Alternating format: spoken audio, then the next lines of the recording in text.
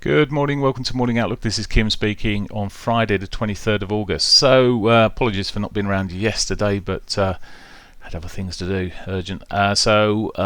Looking at today's data and what's going on here.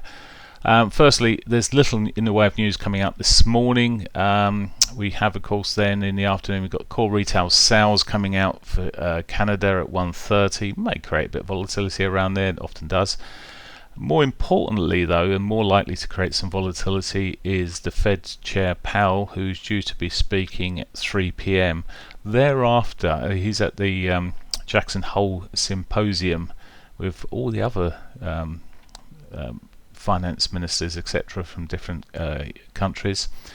Now, on the list somewhere to speak, not necessarily today, I'm not sure, because it runs over into tomorrow as well, is the Bank of England chappie, Carnage. So it'll be interesting to Carney, sorry, did I say that wrong? Anyway, he's due to speak at some point. Now, we saw the speaker from New Zealand speak last night, and been a little bit less bearish on the New Zealand dollar, which we'll come on to in a moment. So they can have quite an effect on the market. So we'll just be wary of that.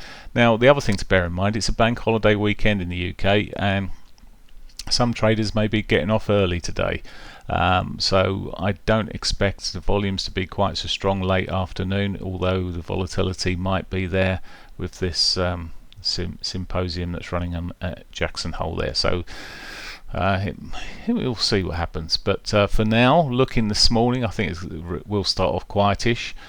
We've got the euro dollar here sitting low, just trying to break, and it made a new low on a daily basis this morning already here, and it did yesterday make a new low, near-term low, looking like it's trying to chip away at this support sort of area of around about 1070, somewhere in that area, that sort of support area trying to be chipped away.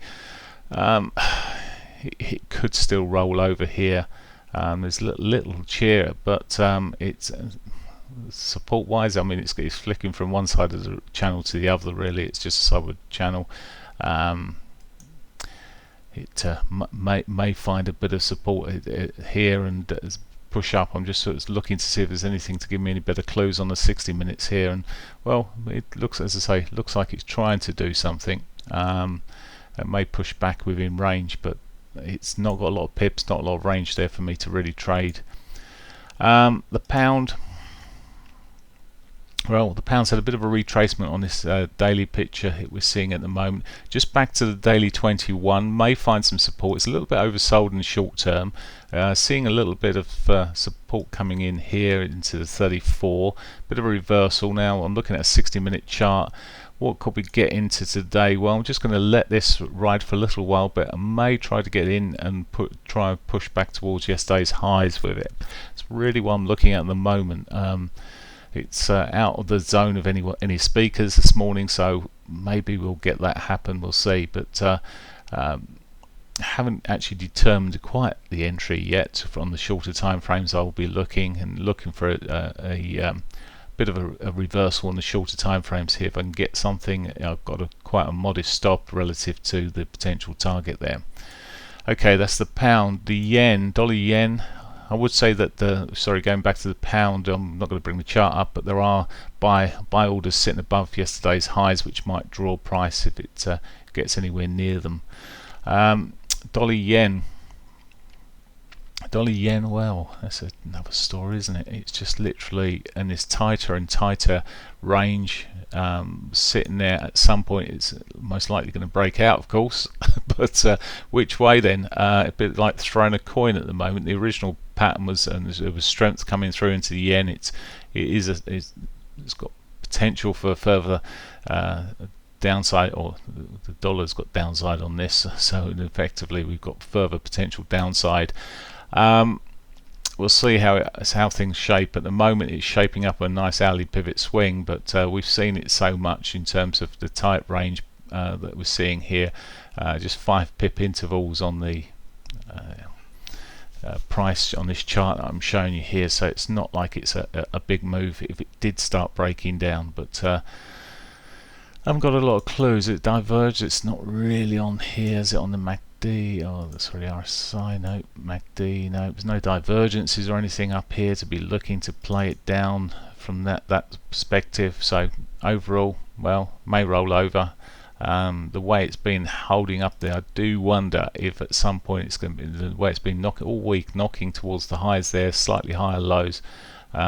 Do wonder if it will just push up towards the weekly R1, but well, could happen depending on what Powell says later on. It's such a tight old market all day, a week even.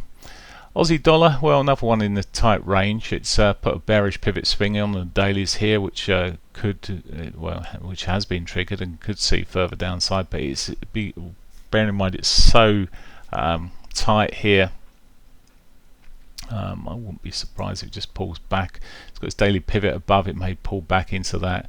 But it's one of those tight old ranges. There's only about 20 pips in this whole move here. 5, 10, 15, 20 pips. 25 pips maybe in this whole move that it's been seen through the Asian session there, and the previous days have been, much of the day's been locked in tight moves. So real summer market at the moment with the Aussie, and I'll probably keep clear of that. Well, we'll keep clear of that, I can assure you.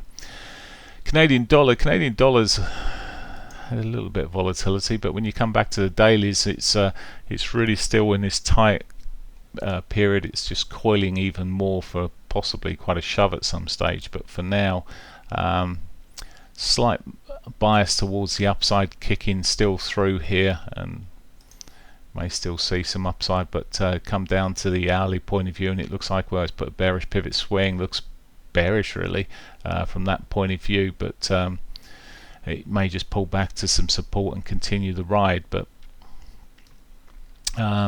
so early movements in the mornings are often followed by lots of consolidation, and it's not one again I would want to be getting into at this stage, but it, as I say, could roll more to the downside.